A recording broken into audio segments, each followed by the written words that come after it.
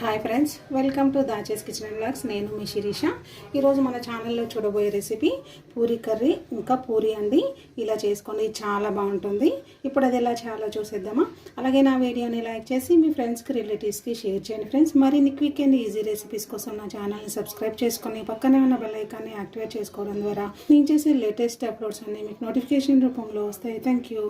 ముందుగా stove on చేసుకొని pan పెట్టేసుకొని 1 టేబుల్ స్పూన్ వరకు ఆయిల్ తీసుకోవాలండి. ఆయిల్ వేడెక్కిన తర్వాత మసాలా దినుసులు, ఒక ఇలాచి, 4-5 లవంగాలు, చిన్న ముక్క చెక్క అండి. స్పైసీ ఎక్కువ కావాలనుకుంటే కొన్ని మిరియాలైనా తీసుకోవచ్చు, లేదంటే లవంగాల క్వాంటిటీ అయినా పెంచుకోవచ్చు అండి. అలాగే ఒక పెద్ద సైజు ఆనియన్ని ఇలా కట్ చేసుకొని తీసుకోవాలి. అలాగే చిటికెడు పసుపు కూడా వేసుకోవాలి. ఆనియన్స్ కొంచెం మగ్గించుకోవాలి. ఆనియన్స్ ఇలా కొంచెం మగ్గిన తర్వాత ఇందులో 2 పెద్ద సైజ్ టొమాటోస్ని చిన్న ముక్కలుగా కట్ చేసుకొని తీసుకోవాలి. ఒకసారి చక్కగా కలిపేసుకోవాలి. కలిపేసుకున్న తర్వాత ఈ కాజు అండి, టేస్ట్ కోసం ఒక 5-6 తీసుకోవాలి. అలాగే ఈ ముక్కలకు సరిపడి సాల్ట్ కూడా తీసుకోవాలి. టమాటోస్ కూడా తొందరగా మగ్గుతాయి సాల్ట్ వేసుకోవడం వల్ల. ఒకసారి చక్కగా కలిపేసుకొని లిడ్ పెట్టేసుకోవాలి. 5 మినిట్స్ మీడియం ఫ్లేమ్లో కుక్ చేసుకున్న తర్వాత ఇలా చక్కగా ఉడికిపోయాయి. ఒకసారి కలిపేసుకొని స్టవ్ ఆపేసుకొని ముక్కలను చల్లారబెట్టేసుకోవాలి. టమాటో ముక్కలు చల్లబడేలోపు మనము పూరికి పిండి తడుపుకుందామండి. దానికోసం ఒక మిక్సింగ్ బౌల్ తీసుకొని అందులోకి 200 గ్రామ్స్ వరకు గోధుమ పిండిని తీసుకోవాలి. ఇందులోకి 2 టేబుల్ స్పూన్ల మైదా, అలాగే 2 టేబుల్ స్పూన్ల రవ్వ, 1 teaspoon sugar, 1/2 teaspoon salt, 1 tablespoon oil తీసేసుకొని ముందుగా కలిపేసుకోవాలి. వీటిని షుగర్ వేసుకోవడం వల్ల పూరీలు మంచి రంగుతో పాటు కరకరలాడుతూ వస్తాయండి, చాలా బాగుంటుంది. అలాగే రవ్వ వేసుకోవడం వల్ల పూరీలో ఆయిల్ ఎక్కువగా పీల్చవండి. మొత్తం చక్కగా కలిపేసుకున్న తర్వాత కొన్ని వాటర్ యాడ్ చేసుకుంటూ చపాతీ పిండిలా కాకుండా కొంచెం హార్డ్గా ఉండాలండి డో మనకు. అప్పుడే పూరీలకు ఆయిల్ ఎక్కువగా పట్టుకోదు.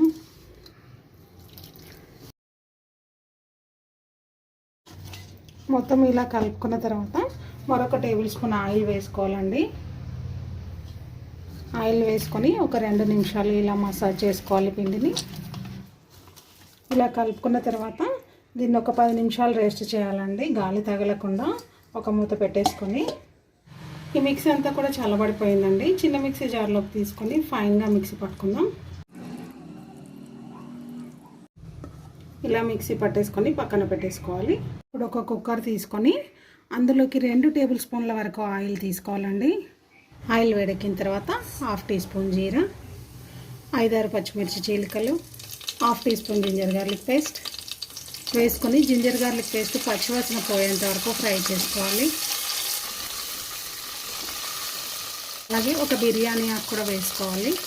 అన్నీ కూడా ఫ్రై అయిన తర్వాత మనం మిక్సీ పట్టి పెట్టుకున్న పేస్ట్ని ఇందులో వేసేసుకోవాలి. అలాగే జార్ కడుకొని 1 టీ గ్లాస్ వాటర్ కూడా యాడ్ చేసుకోవాలి. ఒకసారి చక్కగా కలిపేసుకోవాలి. ఇది ఇలా ఉడుకుతున్నప్పుడు ఇందులో 1 కప్పు శనగలను యాడ్ చేసుకోవాలండి. శనగలను మనం నైటే నానబెట్టేసుకోవాలి, లేదంటే 8 గంటలు ఖచ్చితంగా నానబెట్టేసుకోవాలి. అప్పుడే మనకు చక్కగా ఉడుకుతాయి. ఈ శనగలను ఇప్పుడు ఇందులో యాడ్ చేసుకోవాలి. ఒకసారి చక్కగా కలిపేసుకోవాలి. చక్కగా కలిపేసుకొని రుచికి తగినంత కారం, అలాగే సాల్ట్ కూడా వేసుకోవాలండి. ఇందాక మనం టమాటో ముక్కలకు సరిపడి తీసుకున్నాం కదా, ఇప్పుడు శనగలకు సరిపడి తీసుకోవాలి. అలాగే 1/2 టీ స్పూన్ గరం మసాలా కూడా వేసుకోవాలి. అలాగే 1/2 టీ స్పూన్ ధనియా పౌడర్ వేసుకొని చక్కగా కలిపేసుకోవాలి. ఒకసారి అంతా చక్కగా కలిపేసుకున్న తర్వాత 200 ml వరకు వాటర్ కూడా తీసుకోవాలండి. మళ్ళీ ఒకసారి అంతా మిక్స్ అయ్యేలాగా కలిపేసుకొని కుక్కర్ మూత పెట్టేసుకొని మీడియం ఫ్లేమ్లో 6 విజిల్స్ వచ్చేంత వరకు కుక్ చేసుకోవాలి.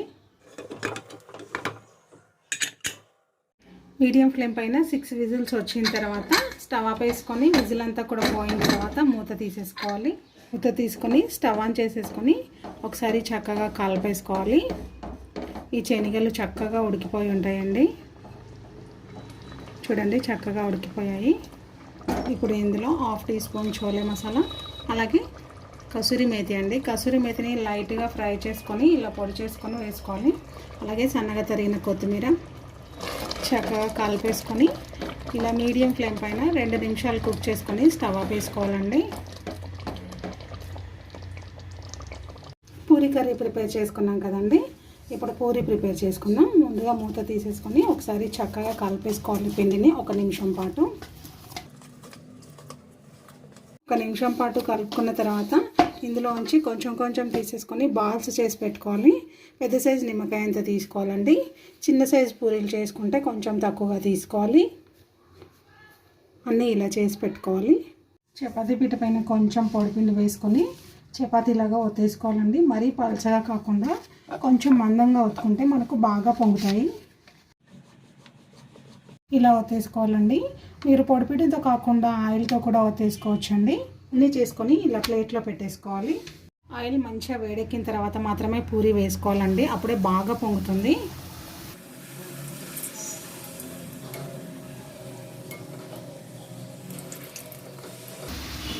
చూడండి ఎంత మంచి కలర్ వచ్చింది. మనం షుగర్ వేసుకున్నాం కదా, రంగుతో పాటు మంచి రుచి కూడా ఉంటుందండి. అన్ని పూరీలను కూడా ఇలాగే ఫ్రై చేసేసుకోవాలి.